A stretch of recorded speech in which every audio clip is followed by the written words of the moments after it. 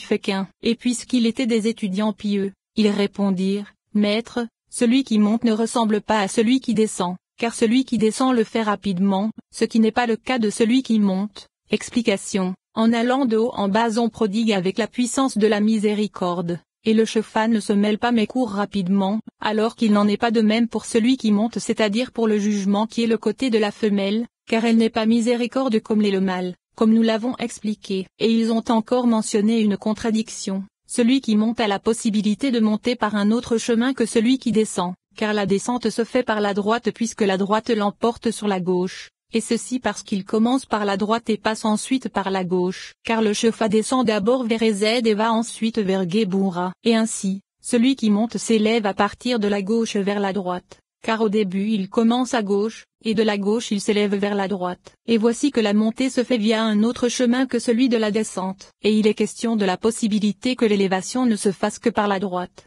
car il est possible de s'élever via Yesod vers Netza, puis Ezed et enfin Okma, et ainsi, toute l'élévation peut se faire via la droite. En vérité, il est possible que l'élévation se fasse à travers les degrés à partir de Yesod vers Od, puis de Od vers Netza, de N et Sah vers Tiferet, de Tiferet vers Géboura, de Géboura vers Ezed, de Ezed vers Bina, et de Bina vers Okma, et ainsi, la gauche précède toujours la droite car le jugement l'emporte sur la miséricorde. Et en voyant ce grand maître leur répondre brièvement, les disciples descendirent dans les profondeurs de la pensée et prirent connaissance de la différence qu'il y a entre ce qu'il en est de bas en haut et ce qu'il en est de haut en bas. Mais cela ne leur suffit pas, et c'est vis-à-vis de leur comportement qu'il leur répondit, sortez et voyez. Il s'assit et leur enseigna. Il y a une Shekinah en bas comme il y a une Shekinah en haut. Et quelle est cette Shekinah? C'est la lumière qui émane de la lumière. Ce sont la lumière directe et la lumière réfléchie. Et ces deux lumières sont les deux Yod, comme nous l'avons expliqué précédemment. Et c'est la lumière qui émane de la lumière première,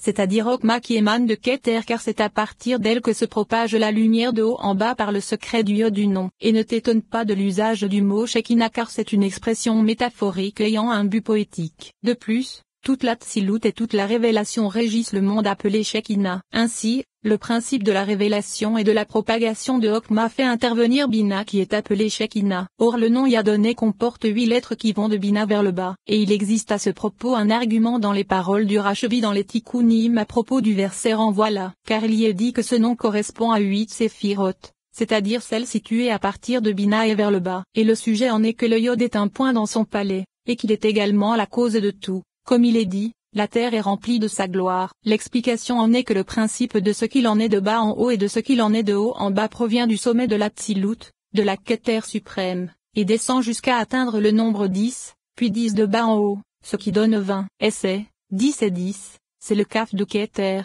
comme nous l'avons expliqué dans le premier chapitre. Et ainsi, de la même façon que cela concerne Keter, cela concerne également toutes les séphiroth, car dans chaque séphira se trouve une lumière directe et une lumière réfléchie, comme nous l'avons expliqué dans le troisième chapitre. Et c'est pourquoi, afin de ne pas s'élever dans Keter et profaner le parvis, il est dit, c'est la lumière qui émane de la lumière première, c'est Keter qui est ici dissimulé. Et il est également dit de Okma qu'elle encercle tout, c'est-à-dire que tout comme Keter propage sa lumière qui lui revient via sa source, il en est de même via Okma. Il se trouve que ces paroles expliquent le sujet de Keter par une voie mystérieuse, et Okma par la révélation. Et il est dit, et elle encercle tout, c'est la lumière qui descend à travers les degrés et revient vers le haut. Il se trouve ainsi que la terre est remplie de toute sa gloire, c'est-à-dire de toute la Tzilut, de façon égale, car Keter se trouve dans Malkout et Malkout dans Keter, et Inani. Et Okma se trouve en dessous dans Yesod, et Yesod dans Okma, et tous les degrés sont attachés les uns aux autres. En disant toute la terre est remplie de sa gloire, cela signifie qu'un peu de la révélation qui apparaît en bas est identique à la révélation d'en haut. Et c'est pour bien expliquer ce sujet qu'il a mentionné la parabole du roi qui avait 7 fils. Et il est précisé que les plus inférieurs furent mécontents de se trouver en bas, au point qu'il fut nécessaire de les mettre au même niveau, par le secret de la lumière réfléchie à travers les degrés de bas en haut et de haut en bas. Et il se trouve que leur fin est attachée à leur début et leur début à leur fin, et leur centre est attaché à chacune des deux extrémités. Tout cela a été expliqué. Ainsi, nous sommes arrivés à expliquer cette parole, non seulement vis-à-vis de ce sujet, mais également vis-à-vis d'une seule séphira, car la lumière passe en elle de bas en haut et de haut en bas. Par exemple Yesod qui se trouve entre Tiferet et Malkout est double, Yesod qui sort de Tiferet vers Malkout, et Yesod qui sort de Malkout vers Tiferet. Et ce sujet a été expliqué dans le Zohar sur la paracha Vayetse. Rabbi Hizkiya a dit, s'il en est ainsi, il est dit que tout ce qui est engendré dans le monde est divisé, car il est écrit, et de là, il se divisait. Que diras-tu de Joseph et de Benjamin? Si tu dis que le monde est un, ce n'est pas le cas, car ils n'apparurent pas à partir du monde supérieur. Et en ce qui concerne le monde inférieur, tout ce qui est engendré l'est en bas et non en haut. Ainsi, il y a division. Rabbi Abba s'approcha et l'embrassa. Il lui dit, cette expression est difficile car le monde supérieur est fixé par les 12 qui proviennent de lui. Mais viens et vois, le secret de cette expression c'est que Tzadik provient toujours du monde inférieur, il en sort et y entre et en sort. Et c'est pourquoi il fut édifié à cet endroit. Et c'est un principe en haut et en bas. Mais il se trouve toujours dans le monde inférieur car il est écrit, voici que lorsqu'elle rendit l'âme, car elle mourut, viens et vois, dans ce monde inférieur Tzadik entre et sort. Lorsqu'il entre, il se trouve dans le secret de Joseph le juste, et lorsqu'il sort, il se trouve dans le secret de Benjamin. C'est ce qu'il est dit, voici que lorsqu'elle rendit l'âme, car elle mourut. Qu'est-ce que le Néphesh? C'est Tzadik qui en sort, et c'est Benjamin, elle l'appela Benoni car elle pensa qu'il avait été engendré en bas, dans le monde de la division, et qu'il en restait 11 en haut. Et qu'est-il écrit? Mais son père l'appela Benjamin, fils de la droite, car il s'était élevé dans le monde supérieur puisque lorsque Joseph disparut Benjamin prit sa place. Et c'est pourquoi Tzadik entre et sort du monde inférieur. C'est pourquoi Joseph, Benjamin et toutes les 12 tribus, sont à l'image d'en haut, dans une union totale. Et Rabbi Abba a expliqué avant cela le sujet des enfants de Léa, car il est reconnu que Léa se réfère à Bina et Rachel à Malkout. Et de façon générale, ces paroles disent à ce sujet, et elle cessa d'enfanter, car alors, Judas, avait complété les 4 pieds. La signification en est que jusqu'à maintenant les 4 enfants qui se référant aux 4 pieds de la Merkaba sont Ruben pour Ezed, Siméon pour Din, Levi pour Tiferet, et Judas pour Malkout. De plus, il est dit ensuite, et elle cessa d'enfanter, car jusque-là elle était unie, et au-dessous, c'est le monde de la division. Ceci indique que tout ce qui se trouve dans Malkout, c'est-à-dire Judas, et au-dessous de c'est le monde de la division, car c'est à partir de là qu'il se divise. Et la difficulté provient du fait que s'il en est ainsi,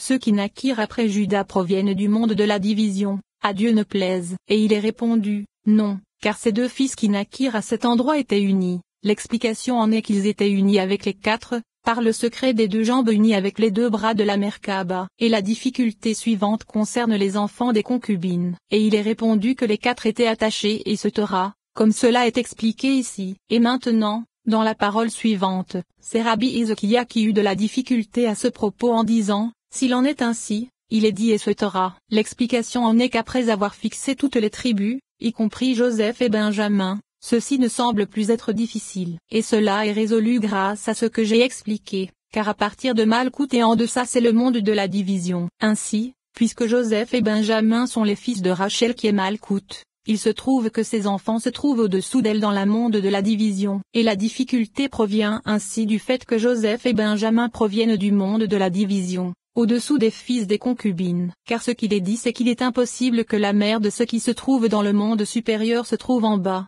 par le secret de Malkout et de ses enfants se trouvant dans le monde de la division, comme nous l'avons expliqué. Et il est répondu, cette expression est difficile car le monde supérieur est ce Torah. L'explication en est qu'il ne faut pas dire qu'il se trouvait tout fixé à Bina c'est-à-dire à Léa. Et elle nécessite que ces 12 enfants soient chacun contenus dans son voisin et ce Torah, comme cela est reconnu. Car ainsi, il aurait été approprié que tous sortissent de Bina. Et c'est ce qu'il est dit, par les 12 qui proviennent de lui. Ainsi, ceci ne constitue pas une réponse. Mais le principe de la réponse c'est, Tzadik provient toujours du monde inférieur, il en sort et y entre et se Torah. L'explication en est que Yesod possède 2 aspects. Le premier c'est qu'elle précède l'union, car Malkout prodigue les eaux inférieures par son intermédiaire, par le secret de la lumière réfléchie via la stimulation comme cela est expliqué dans les 17e, 18e et 19e chapitres de la section sur l'essence et la gouvernance. Et ainsi, il en sort, c'est du sein de Malkout que sort cette lumière, et il y entre.